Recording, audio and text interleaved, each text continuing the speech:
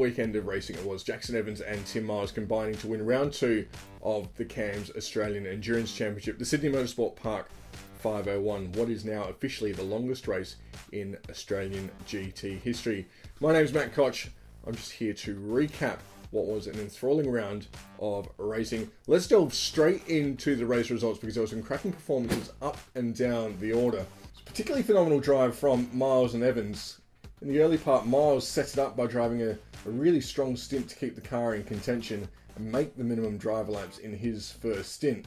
That then set Evans up to climb aboard and race to the flag.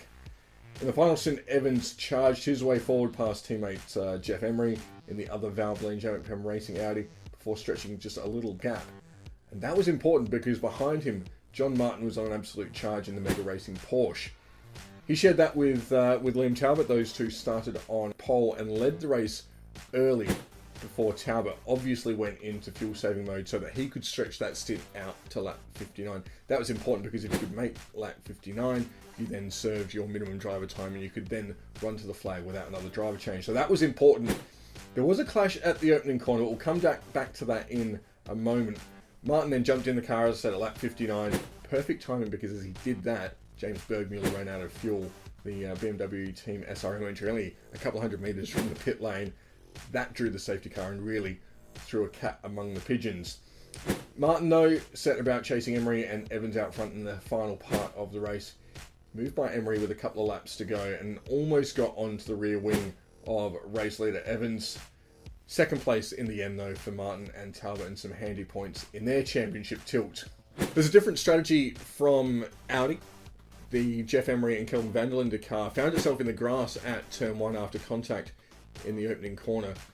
Emery on the outside of the front row and Talbot made contact there. Left the car some half a lap behind within just metres of the race start. And I looked at that point like their day was done. However, a safety car for Scott Taylor crashing out, a heavy impact, which I'm pleased to say he walked away from. That threw a lifeline back to Emery, who the Audi team immediately brought into the pits, switched out for Kelvin van der Linde. A brilliant strategic move, it really must be said. Only 2 other teams chose to take that option. That was the Timken Zagami Autosports Lamborghini and the Hogsbreath Cafe Mercedes AMG GT3.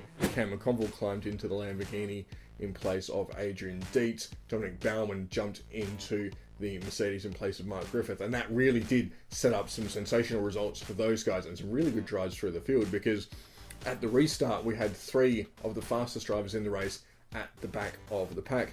It took Kelvin van der Linde and the Audi just 8 minutes to climb from last to first. He was like a hot knife through butter through the field. Some sensational passing around the outside of Liam Talbot at turn 3 to take the race lead. It was truly a brilliant stint from the young South African, the driver of the day, without a shadow of a doubt.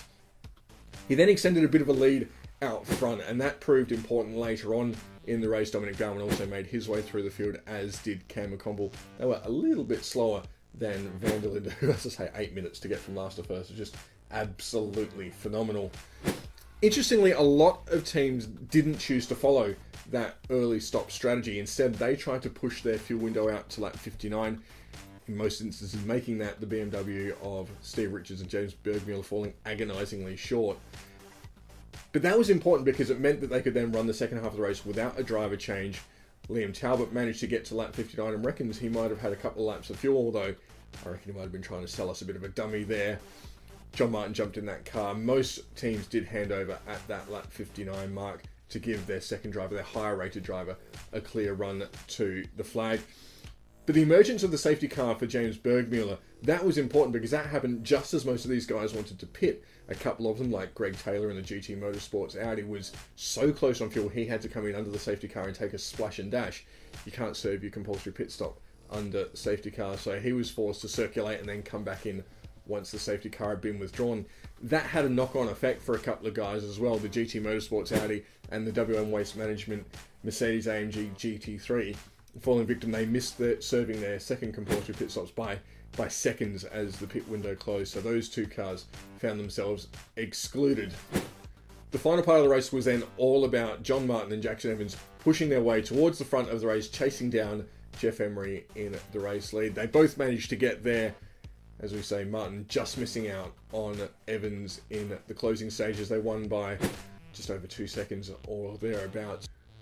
Special mention needs to be made of Dylan O'Keefe and Daniel Gaunt in the 124 KFC Audi.